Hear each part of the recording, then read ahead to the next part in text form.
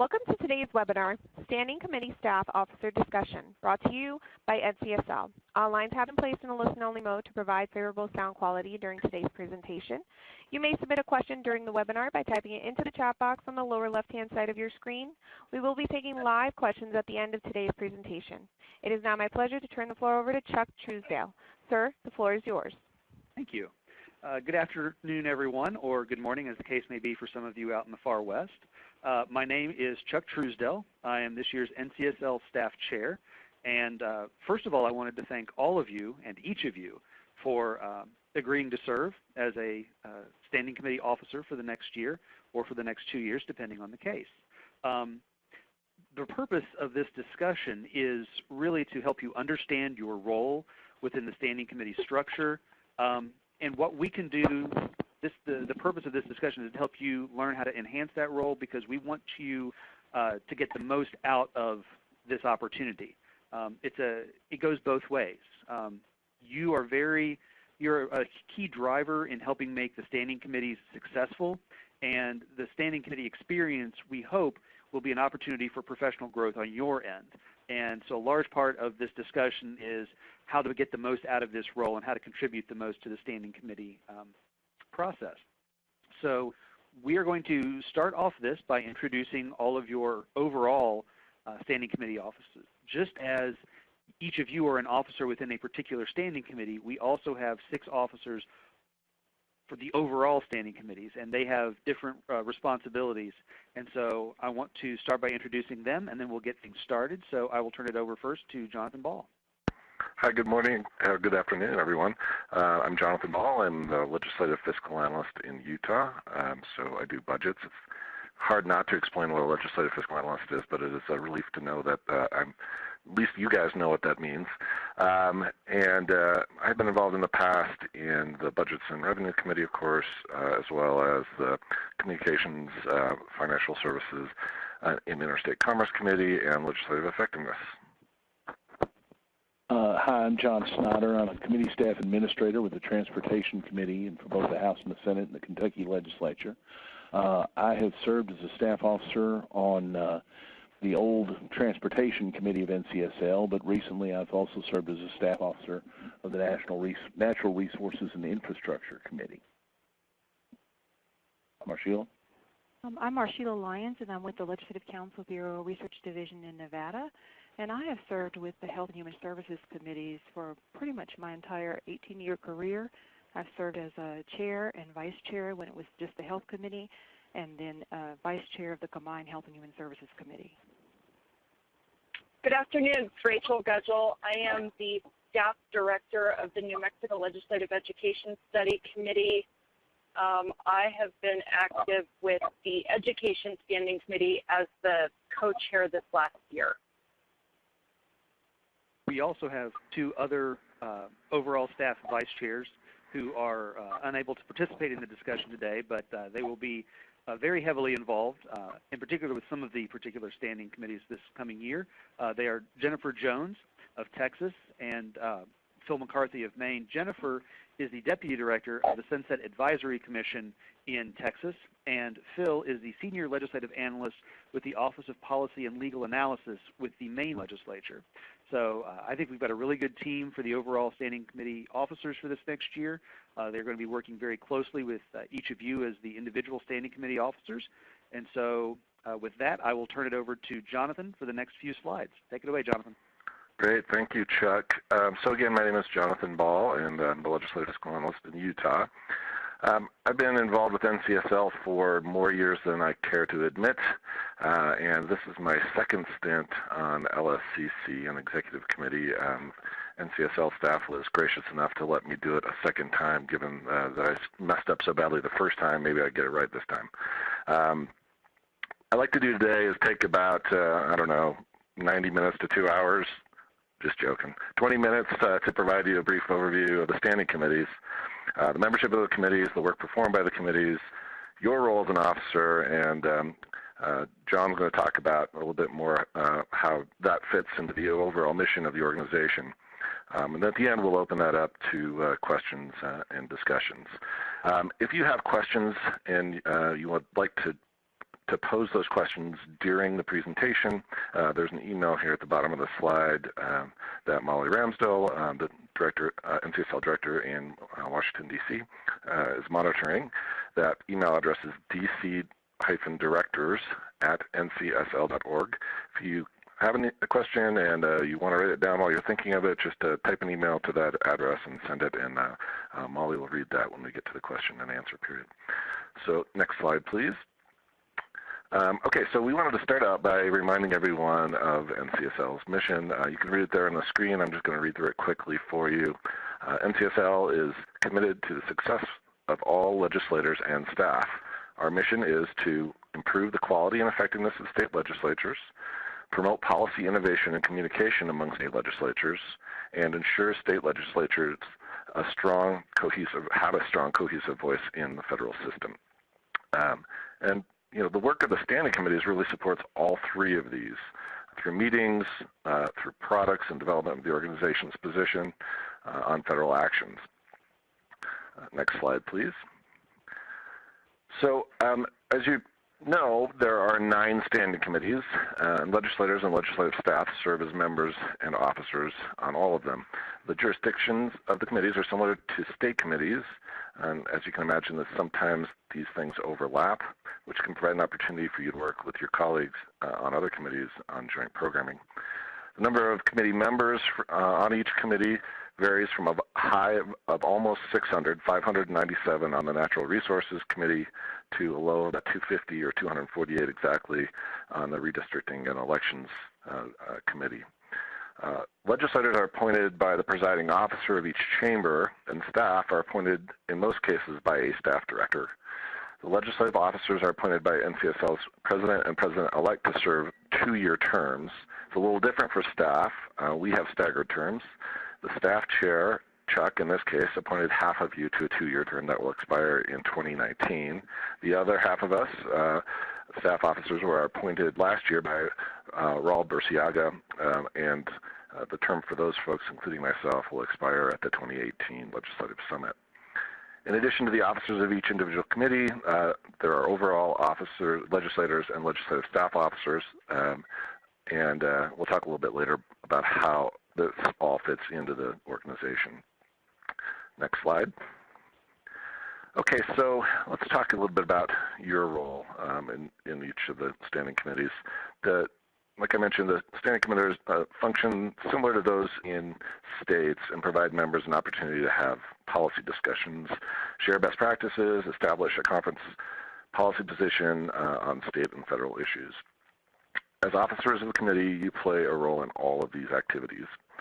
I hope that at this point most of you have been involved in an officer call for the planning of the Capitol Forum agenda, which is December 10th through 13th in Coronado, California. If you didn't have an opportunity to make suggestions for that meeting, take the initiative to suggest session topics and speakers for the summit. Consider offering to facilitate a session. I also encourage you to consider doing a joint programming or work with another committee. In most cases, there are at least one D.C. and Denver NCSL staff person assigned to each committee. Legislative effectiveness and redistricting and elections are an exception. But those two folks can be, they are your go-to person. And please reach out to them if you want to get involved in the fall forum or any other activity for your committee. Next slide, please. I can't emphasize enough the importance of committee products. These are extremely important, particularly for legislative staff who may not be able to attend meetings because of travel restrictions. While there are traditional forms of communication, so newsletters, webinars, emails, telephone calls, etc., I encourage you to explore other ways to engage committee members. What I found to be one of the most valuable benefits of being part of NCSL standing committees is the opportunity to network with colleagues from around the country. And in fact, I've stolen all of my best ideas from people that I've met through standing committees. So nobody gets any credit, though. Marcella Lyons from Nevada, who you met earlier, is going to talk a little bit more about committee products and her experience there. Marcella? Thanks so much. So as I mentioned earlier, I've been with the research division for 18 years, and during that time there, I participated mostly in the Health Committee, also the Human Services Committee, and again, like I said, with the two together combined now. And the biggest benefit for me has been just establishing strong working relationships with my subject matter counterparts in other states. As a matter of fact, it's not uncommon for people that work in other areas of the Legislative Council Bureau here to contact me when they need to contact someone in a particular state about another topic. And my NCSL Health and Human Services colleagues are always willing to help through that networking and the relationships we've developed. Also, being on the front and helping to request and receive the timely information and analysis that NCSL puts together is very important. So you have an opportunity to share what you think is needed and what other staff across the states might be needing as far as current and emerging issues and background information and training. The ability to help plan and then participate in webinars and face-to-face sessions on topics that are impacting every state is just definitely a benefit of participating in the NCSL standing committees and leading as an officer. Over the years, I've had the opportunity to be a part of working groups that evolved through standing committees, and that's led me to interact with legislators from almost every state in the nation, each having a different perspective, concern, and ideas for solutions. Developing these relationships has helped my insight increase my ability to understand the range of viewpoints among legislators here in Nevada. And finally, I would say, as a first-generation college graduate with very limited legislative experience when I started in this field, I have to acknowledge that NCSL's quality staff training and creation of an environment where it's easy to find great mentors has been instrumental in my ability to increase my level of responsibility here in the research division of LCB, and my participation in the Health and Human Services Committee has been a large part of that engagement.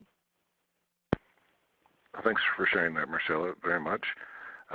Let's talk a little bit more about the work of the committee in developing policy directives and resolutions, and that's the slide that you're now seeing. Okay, so assume Washington was doing something that might affect the state. I don't know, block granting Medicaid or reforming federal taxes, eliminating state and local taxes, the write-off for state and local taxes.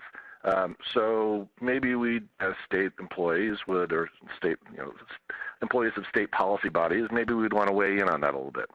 So how do we do that? NCSL is our tool. They're our voice in Washington, as we mentioned earlier, and we do that through policy directives and resolutions.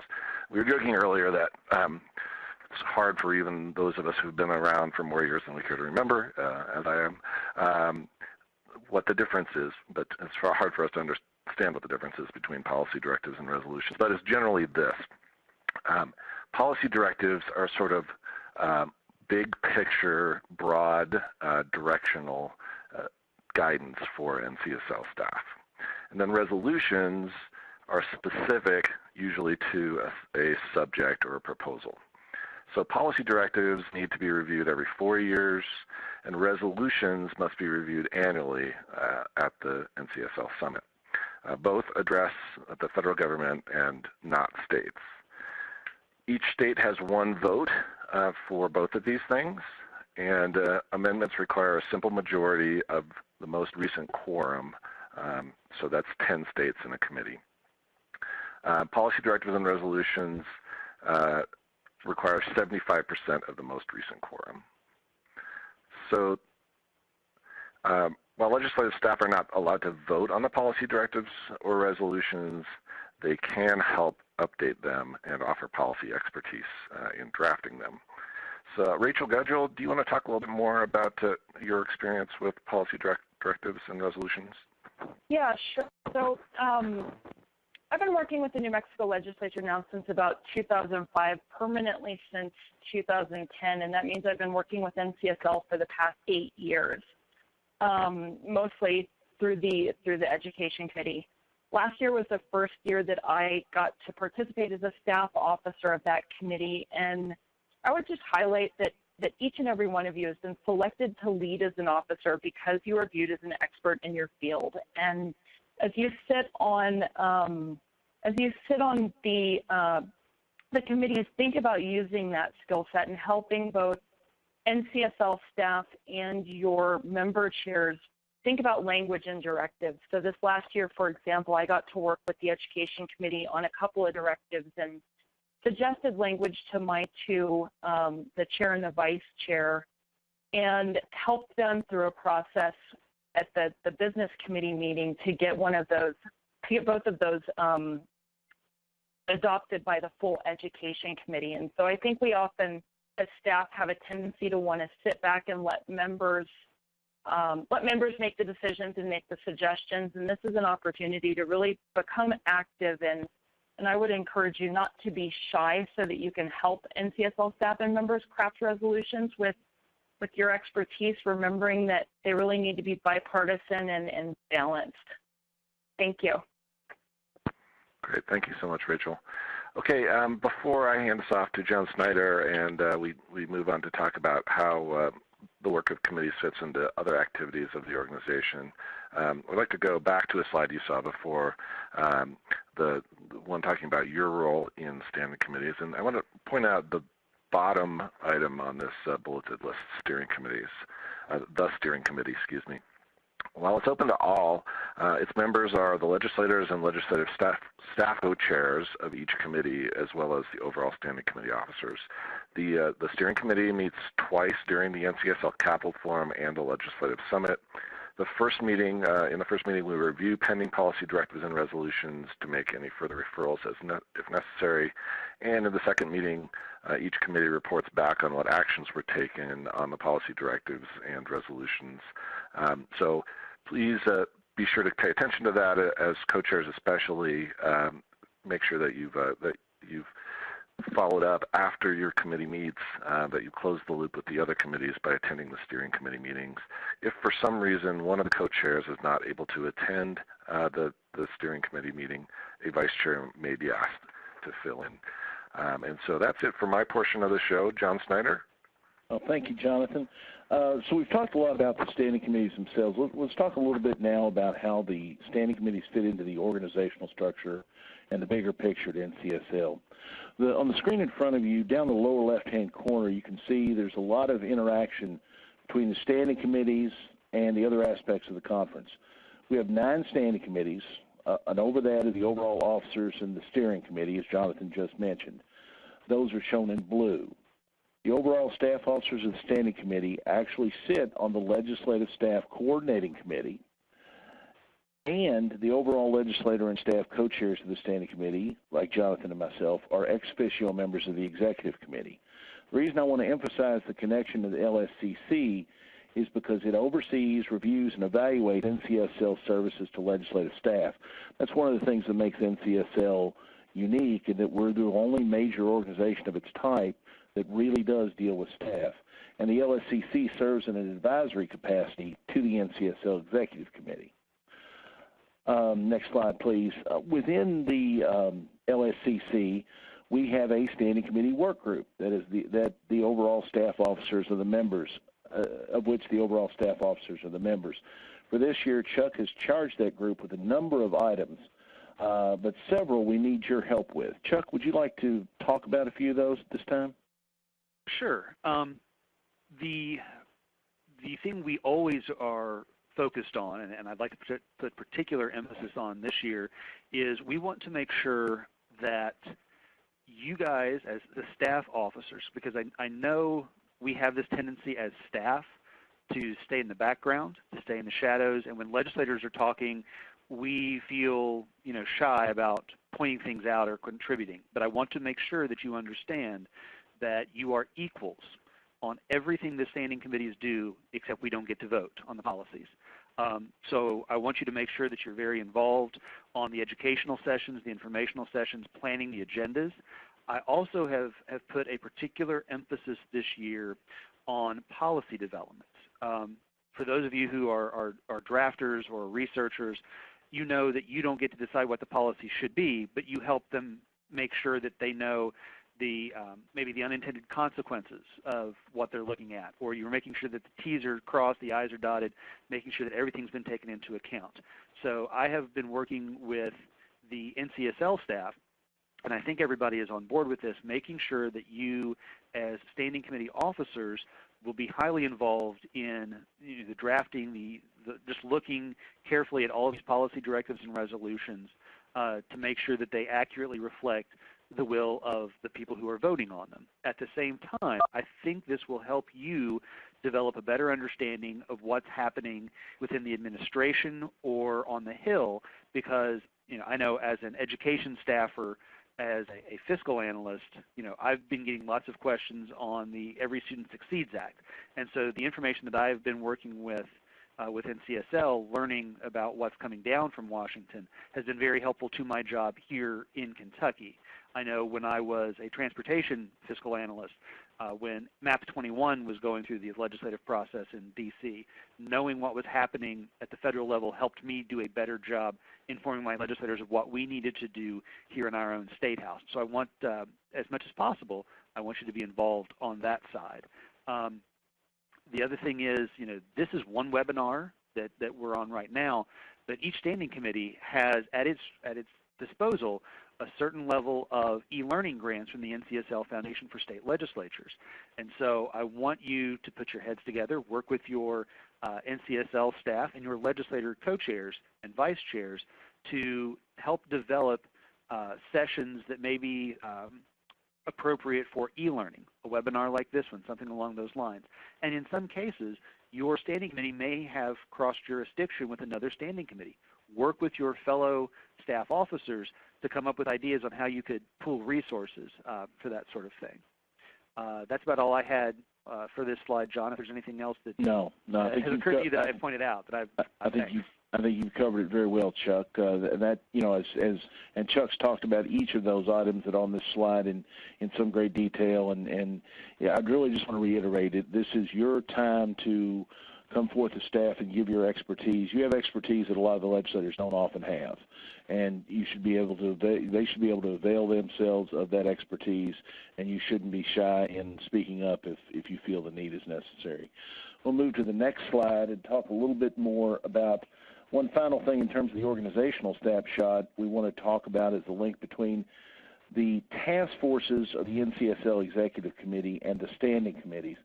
Most of the task forces have some sort of a connection to a committee, and in many cases there's overlap in the membership. In general, the task forces have been created to address issues in more depth than the committee has time for. And if you see on the next slide, you can see where the task forces line up to some of the standing committees. For example, the Budget and Revenue is aligned with the SALT, State and Local Taxation Task Force, et cetera, et cetera. The slide shows how the task force is aligned with the committee. The only task force that NCSL has that does not have a direct link to a committee is the International Task Force, which is kind of its own deal. Next slide. Jonathan has spoken a little bit about the Capitol Forum. I'll talk a little bit more about that right now. I want to remind you of the dates of the upcoming meetings. As you book your airfare for the Capitol Forum, where's that Capitol Forum at, Jonathan? The Hotel del Coronado in San Diego? You seem to enjoy saying that very much. Yeah, it's awesome. If you've never been there, you got to go. Yeah. This is a reminder that if you're booking your airfare for this, it's on the 10th to the 13th, and the meeting actually starts on the afternoon of the 10th. But we've gotten together and we've established a professional development opportunity for legislative staff on that Sunday morning, December 10th, from 9:30 a.m. to 12 noon. So if you could avail yourself of the opportunity to come in on Saturday, I think you're really going to enjoy this. We have a couple of the gentlemen who are co-directors of the Legislative Staff Management Institute talking about the power of connecting. I've been through LSMI, and I know several of you may have had the opportunity to do that. I speak very highly of that training, and Paul and Steve, who are the directors, are top shelf, and I'm really looking forward to seeing what they have to say. After that's over, we'll give you a few hours off and then ask you to come back at 4:30 for a staff roundtable. Not really an orientation. We've kind of already gone through a lot of this, but we can get to sit down, sit across the table from one another, talk a little more in-depth about what we're going to be doing this year. And I also want to mention that there'll be a public speaking training on Wednesday morning as part of one of the issue forums we have during that day.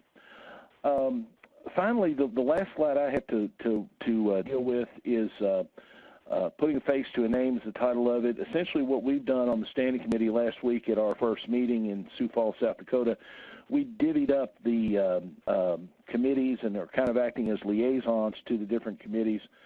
And we just want to let you know our assignments are listed down there on this slide. We just want you to know as staff officers of the various committees that we're here to help you.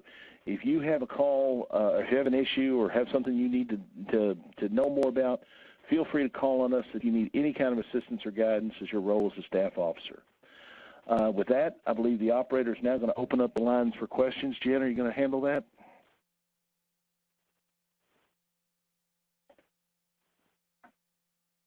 Thank you.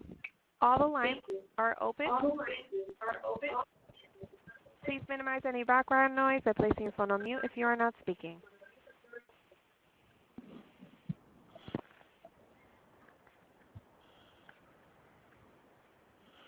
Okay, does anyone have any questions? We have one question on the chat box already from John. When will the detailed schedule be released for the Capitol Forum?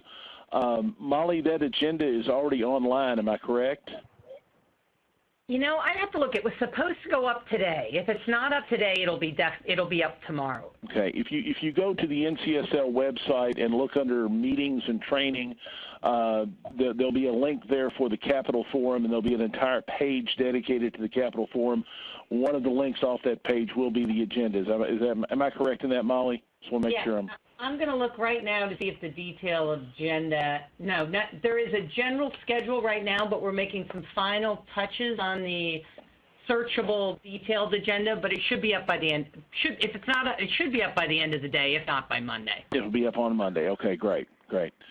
Any other questions?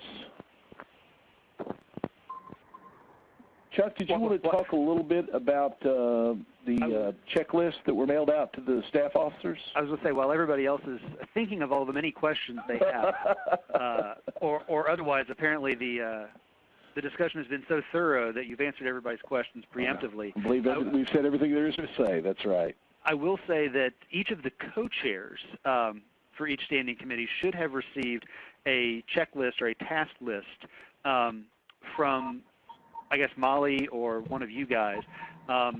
And so I just wanted to make sure that everybody among the co-chairs had received that they understand sort of the responsibilities that are ahead of them, or if they have any questions about what they should be doing or how to execute that. Please, pipe up, ask that, because we want to make sure that we're a resource for all of you and that you're not fumbling in the dark. We want to make sure you know what's expected of you and how we can help you do your job better. This is Jonathan. If I could just add to what Chuck said, this is a relatively new thing, and we're trying to expand it beyond just a checklist. We want to make this into almost a position description for a committee officer. So we'd really love your help in doing that. Each of the committee officers, as you go through your year, maybe take some notes on that. Now, what are the things that you did or that aren't on the list? What are sort of the key steps that you have to take as a co-chair or a vice chair? We'd love to have that feedback later in the year so that we can improve this checklist, this position description, and then pass that on to the next group. Okay. This is Molly in D.C. Mark Andrews, Office of Legislative Research and General Counsel in Utah, had this question. Has anyone compiled a list of ideas used by various committees that could be shared?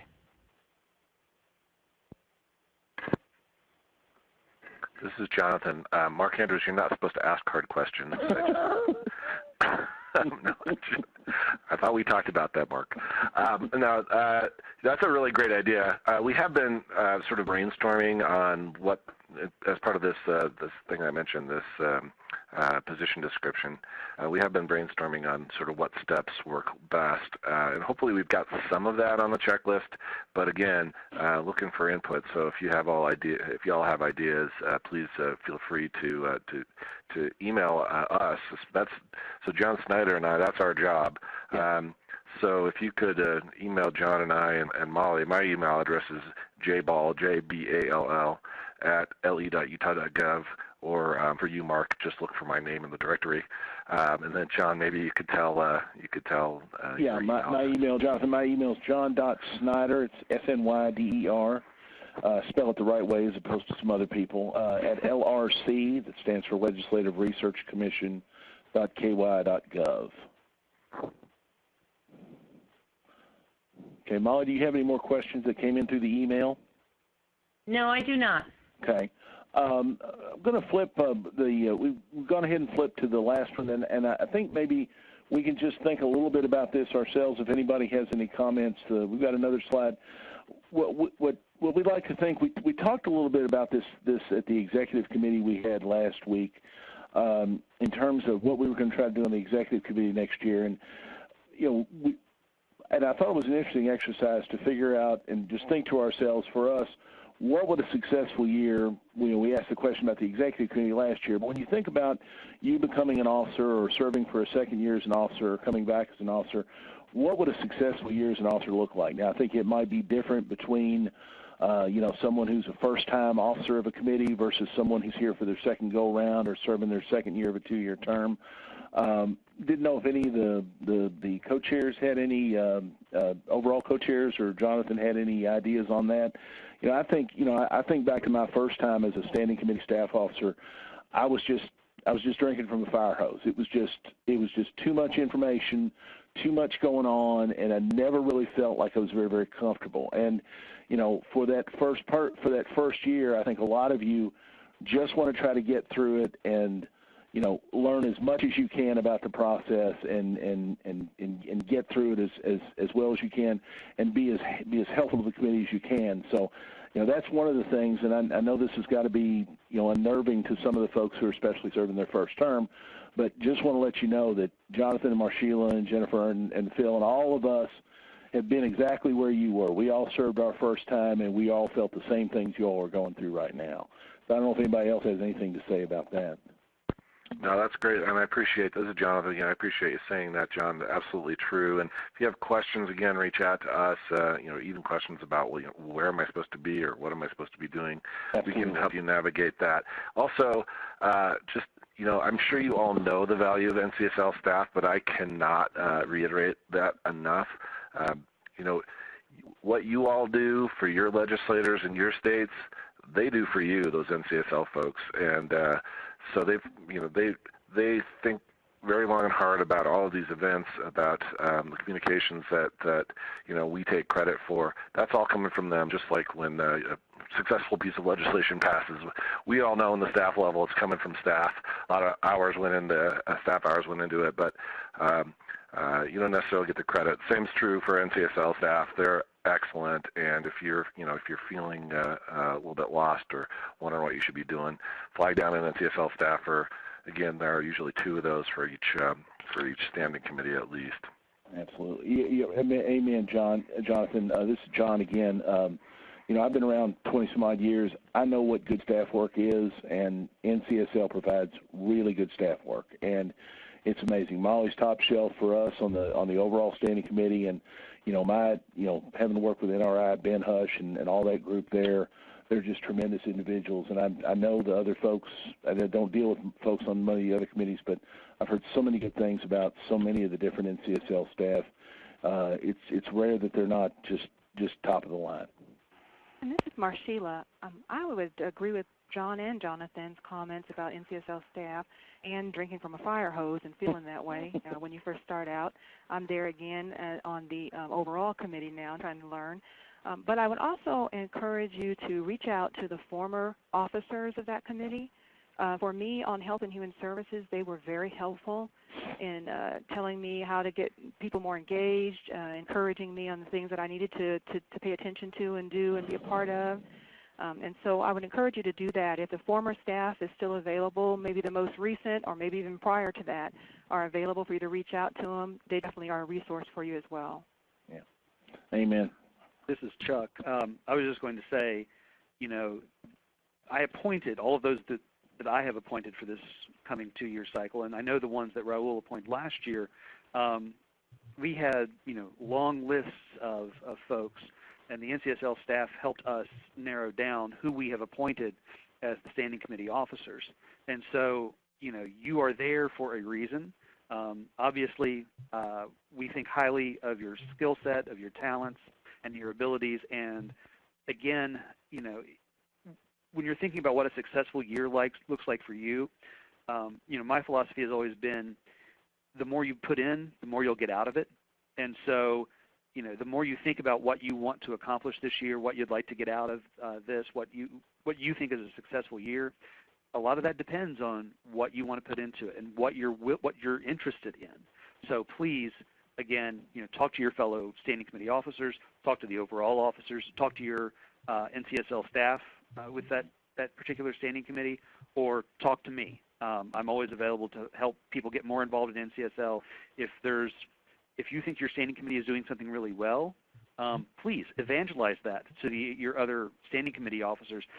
Share those ideas, those best practices of what other standing committees can do. If you think that there's something that could be done better within your standing committee, let us know. Maybe another standing committee is doing something along those lines that they can help you with, or help give you ideas or best practices on how to implement that. Again, I can't emphasize enough, ask questions, make contributions, don't be shy. I know a lot of us as legislative staffers are introverts by nature, and we don't want to speak up too loudly, but this is your opportunity to grow professionally and contribute, and I really hope you'll take that opportunity.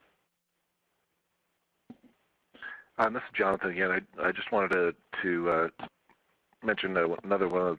Somebody mentioned on the chat, Jason Powell asked a question.